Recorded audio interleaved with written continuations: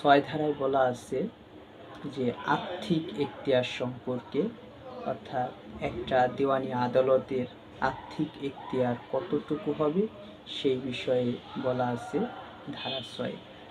তো ধারা 6 কিন্তু বলা আছে nothing herein contained shall operate to give any court jurisdiction overshoot the amount or value of the subject matter of which exceed the pecuniary limit of its original jurisdiction।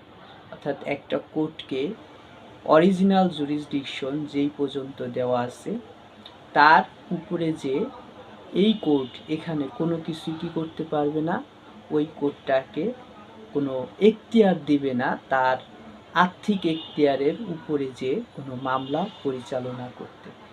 তো এখানে কিন্তু সবচেয়ে গুরুত্বপূর্ণ বিষয় যে কোর্টের আর্থিক এখতিয়ার। আমাদের কোর্টের আর্থিক এখতিয়ার কত হবে সেই বিষয়ে বলা আছে সিভিল কোর্ট অ্যাক্টে। এই সিভিল কোর্ট অ্যাক্ট অনুযায়ী সহকারী জজের আর্থিক এখতিয়ার হলো 15 লক্ষ টাকা পর্যন্ত এবং সিনিয়র সহকারী জজের আর্থিক এখতিয়ার হলো 25 লক্ষ টাকা পর্যন্ত এবং যুগ্ম জেলা জজ এবং জেলা জজের আর্থিক এখতিয়ার হলো 25 লক্ষ টাকার উপর থেকে আনলিমিটেড।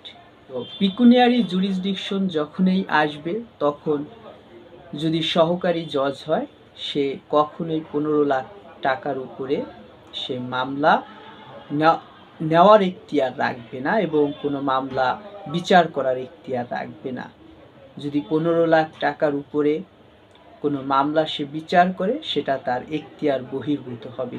আর এই জন্যই বলছে nothing herein contained shall operate to give any court jurisdiction overshoot the amount and value of the subject matter of which exceed the pecuniary limit of its ordinary jurisdiction।